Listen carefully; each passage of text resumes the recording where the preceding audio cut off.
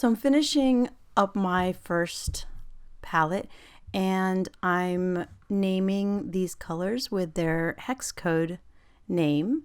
So I'm right here, and this is super easy. All you need to do is grab your little dropper here, dropper your color, come over here to the foreground color, click it, and that's your color right there. There's your hex code. So I'm going to highlight my hex code, do Command C, Alt C on a PC, copy it, go to the type tool, click, add my color, mover tool.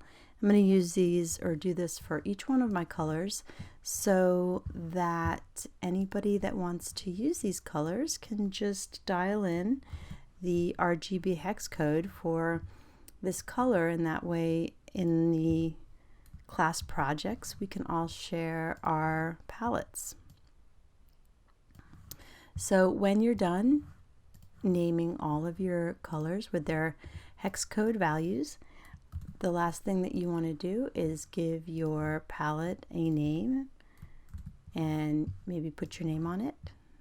So here I am done, and I'm going to go back to the type tool one more time, and I'm going to need to name this All You Need Is Love.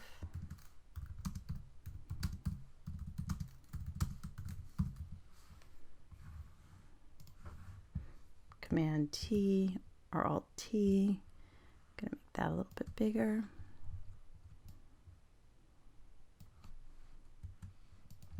And we're done. And now I'm going to save this as a JPEG and upload it to the class project site.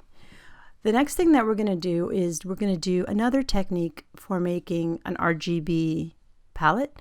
So I'll see you in the next video.